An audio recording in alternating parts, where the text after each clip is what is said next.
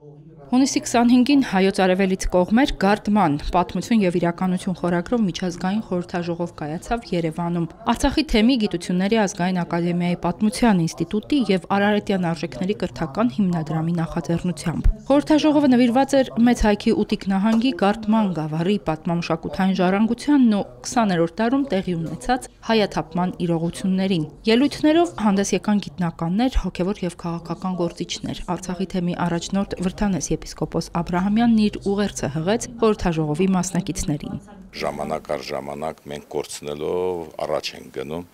եւ այս կորուստը երբևիցե չի դարել մեզ համար ռազմավարություն, թե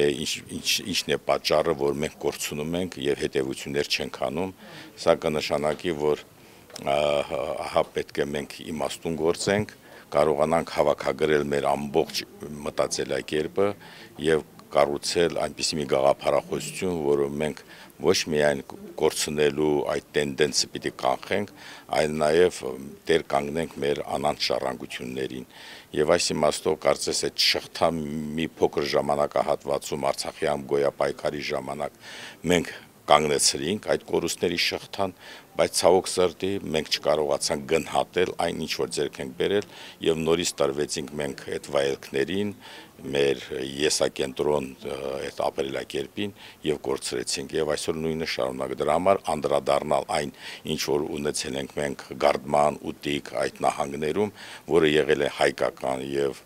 մնացել են հայկական, թե ինչ տեղ ունեցավ ահա Գարդման աշխարհի ժամանակ։ Խորհրդաժողովը հնարավորություն եւ հարթակ էր ստեղծել վերաիմաստավորելու հայկական Գարդմանի ժառանգությունը, հայաթափումը, հայերի ունեցվածքի յուրացումը։ Մասնակիցներն անդրադարձան պատմականորեն հայաբնակ Գարդմանի տարբեր դարաշրջաններին։ Հնագիտության եւ ազգագրության ինստիտուտի գիտաշխատող Լեռնիկ Հովհաննիսյանի զեկուցումը վերաբերում էր 20-րդ դարում Գարդմանում տեղի ունեցած էթնոժողովրդագրական փոփոխություններին, հայ բնակչության նվազեցման պատճառներին։ Կարևոր էր, որ ընդհուպ մինչև 1959 թվականը իր ամբողջականության մեջ փաստորեն նախկին ԼՂԻ-ի տարածքից բացի ուրեմն ԼՂԻ-ի հարակից, այսպես ասենք, հայկական հայոց հայրենիքում, այսինքն դա ուրեմն Լեռնային Ղարաբաղի Արցախի հյուսիսային հատվածն է, դա Գարդման աշխարհն է, դա Ուտիկ աշխարհի լեռնային եւ նախալեռնային շրջանները հայ բնակչությունը գերակշռել է եւ ցավոք սրտի արդեն իսկ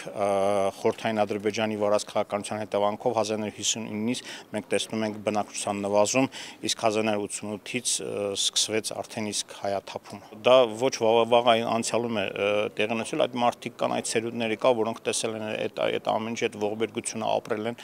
այդ բռնագաղթի ճամփան են բռնել եւ ստիպված էին տեղափոխվել թե Հայաստանի Հանրապետություն, թե այլ երկրներ եւ այդ մարդիկ քանի դեռ կան եւ այդ ուրեմն բնակչության սերունդների քանի դեռ կան, ապա այդ վերադարձի իրավունքը, ինչպես Արցախի պարագայում, այնպես էլ Գարդմանի պարագայում միշտ էլ արդիական է եւ մենք պետք է ամեն ինչ անենք, որպեսզի այդ հայկական մեր հայրենիք վերադարձի գաղափարը միշտ վառ մնա։